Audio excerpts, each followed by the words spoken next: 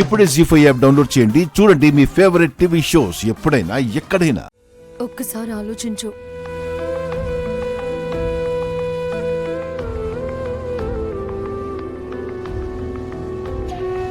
ఆలోచించే నిర్ణయం తీసుకున్నాను. అటు చూడు, పెద్దమ్మ పెద్దనాన్న ఎంత హ్యాపీగా ఉన్నారో చూడు.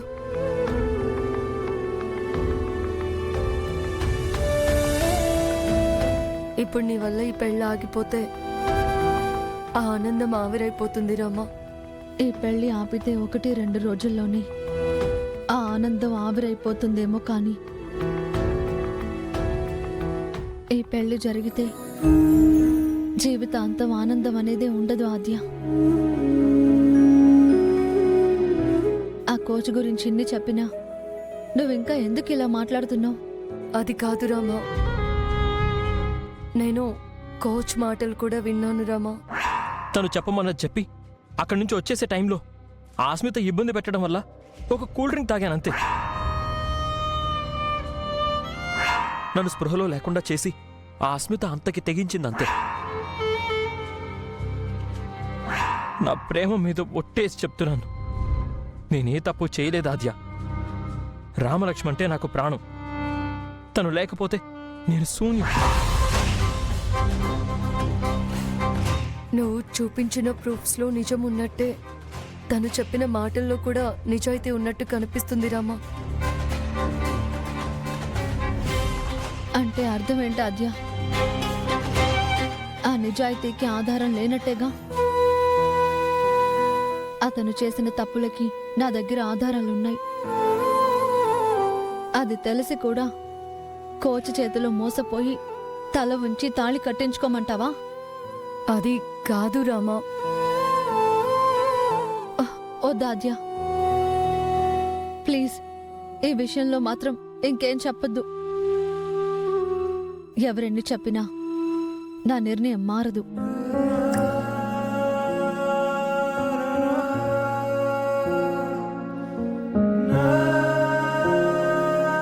ఆద్యకు ఫోన్ చేస్తే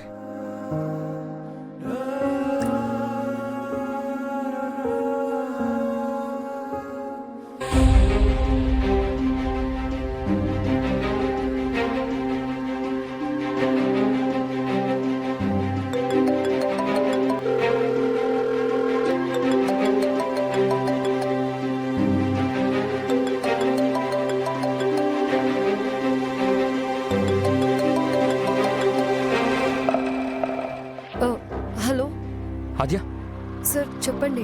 రామలక్ష్మి ఏం చేస్తుంది? తనకు 4 కార్యక్రమం నడుస్తుంది సార్.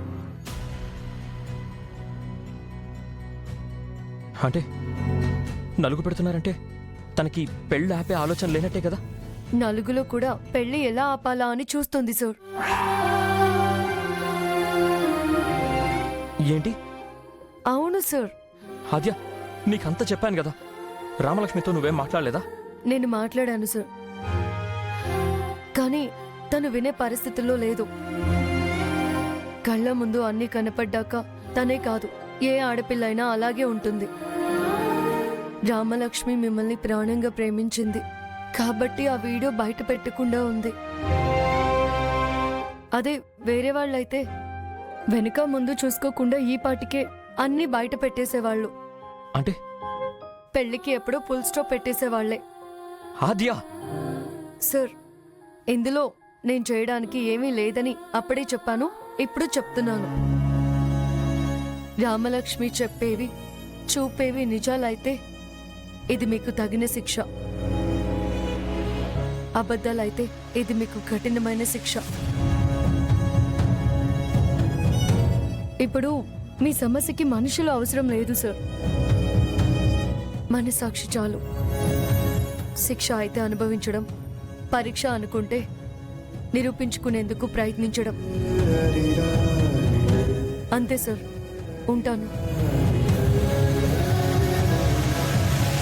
పూజారి గారు కూడా ఇంకో అరగంటలో వచ్చేస్తారమ్మా. ఇంకా ఏర్పాట్లేవి జరగలేదు. ఏం తీసుకొచ్చారు? నీకు కాదు పద్మం, బావగారికే చూపిస్తా. ఏంటి? బావగారు, బావగారు కంగారు పడతారండి బావగారు. నేను ఒకడు ఉన్నాను కదా బావగారు.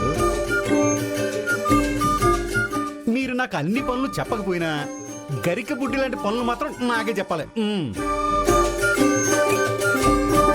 ఇప్పుడు చూడండి ఎలా తెచ్చేశాను. గరిక బుడ్డి కుమ్మరి వారింటికి వెళ్ళి ఇంతలోనే తెచ్చేశారా బావగారు? దానికోసం కుమ్మరి వారి ఇంటికి వెళ్ళడం ఎందుకు బావగారు? మన ఇంటి వెనక్కి సరిపోదు. ఇదిగో గరిక, ఇదిగో బుడ్డి.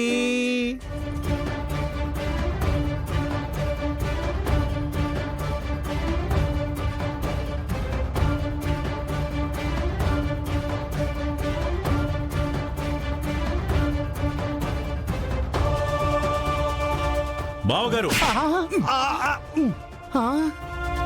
ఏంటి మీరు చేస్తున్న పని?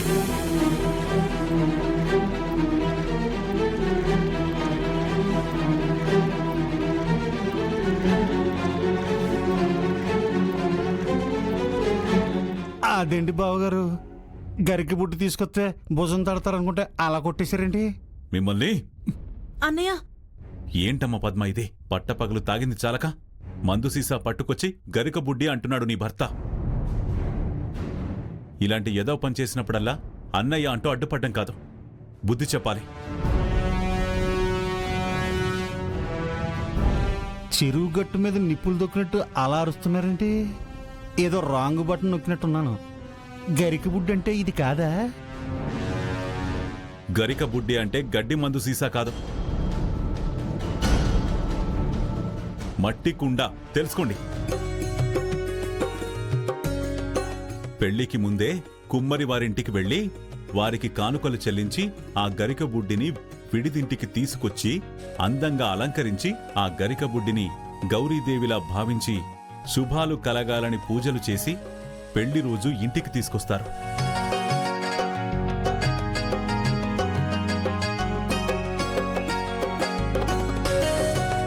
పెళ్లి పూర్తయ్యే వరకు మండపం మీదే ఉంచి పెళ్లి పూర్తయ్యాక అమ్మాయితో పాటు ఆ గరిక బుడ్డిని కూడా ఇచ్చి పంపుతారు.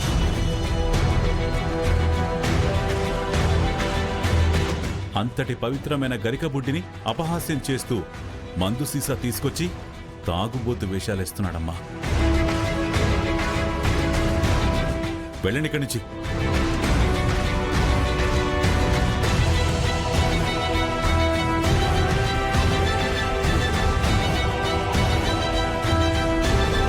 పాపం మావయ్య సబ్జెక్ట్ నాలెడ్జ్ లేక పెద్దనాన్నని కూల్ చేస్తానని వెళ్ళి ఫూల్ అయిపోయాడు.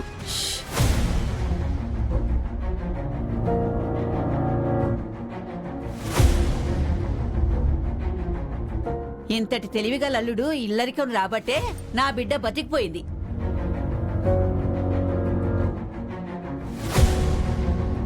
అలా కాకుండా ఇతగాడి వెనకాలే వెళ్ళుంటే నా బిడ్డ ఎప్పుడో పిచ్చిదైపోయేది. పిచ్చి తల్లి. జీ5 యాప్ డౌన్లోడ్ చేసి అన్ని ఎపిసోడ్స్ పూర్తి ఉచితంగా చూడండి.